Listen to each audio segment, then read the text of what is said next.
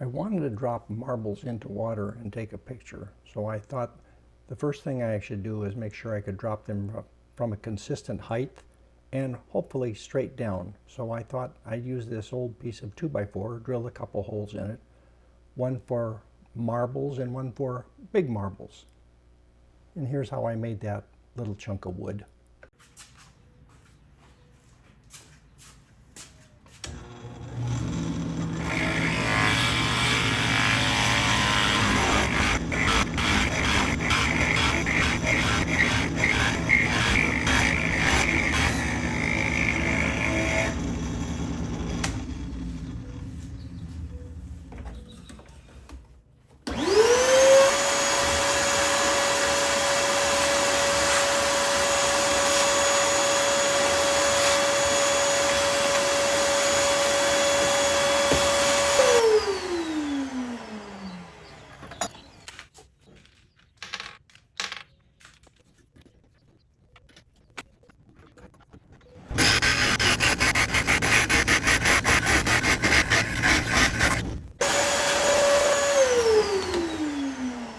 So then I thought probably it was important that this block was mounted level so that the marble didn't slant to the left or slant to the right, and it would hit the water in hopefully exactly the same spot.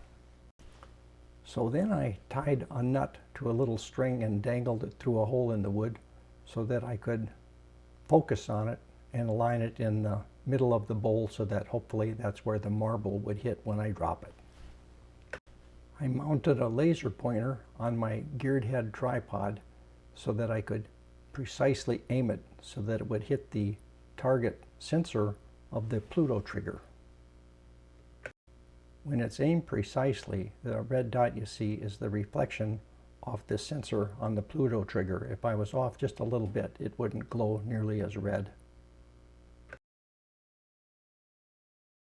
Here's the setup on the camera. I'm taking 2-second exposures at f8 at ISO 200.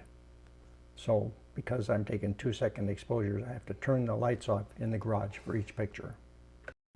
I'm using my Godox MS300. That's a 300 watt-second strobe that's AC powered, and I have it at its lowest setting, which is 1/32 power, which gives a strobe duration of 1/2000th of a second.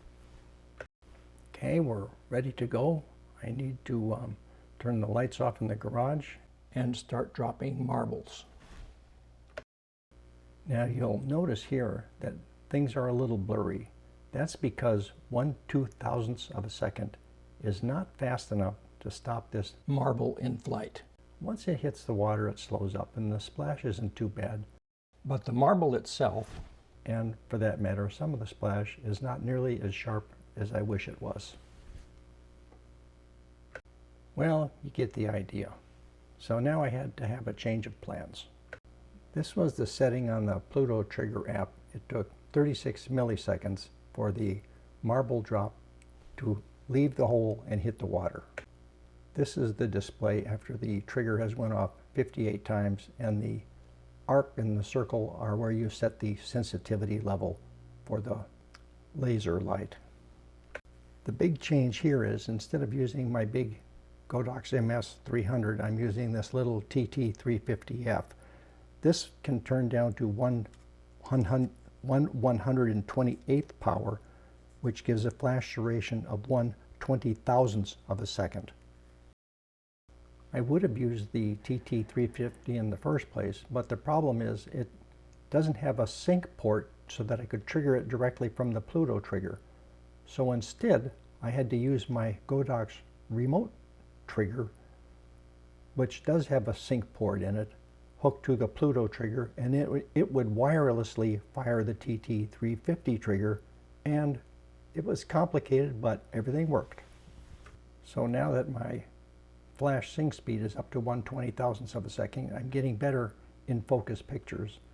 But after a while of taking them in this particular setup, it became problematic when I wanted to rearrange the camera to take a higher level view. I really wanted to use my geared head tripod. So I started making some more changes.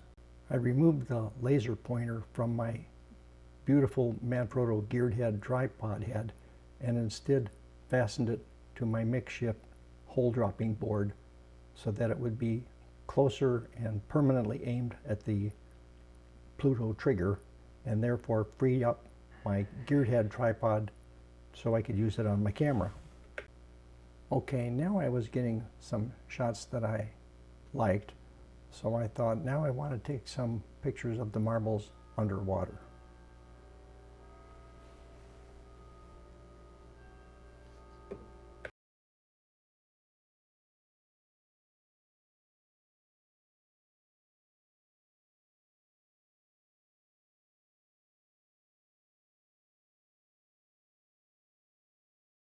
So back to the drawing board. Now I added another board to my dropping board so that I could fasten it to the top of this square container that my wife had. So now I'm hoping I can get that at the waterline shots.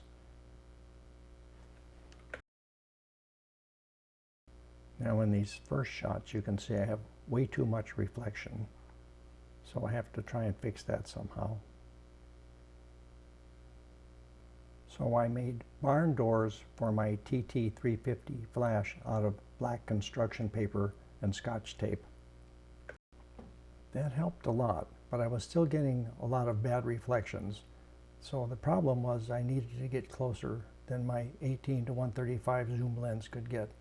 So now is time to switch to a 40mm macro lens, and that would help eliminate a lot of the reflections on the plastic.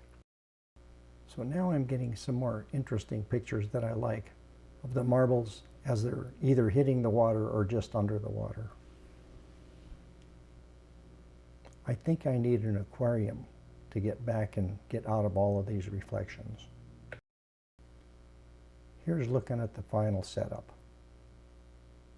Thanks for watching, and I hope you enjoyed the video.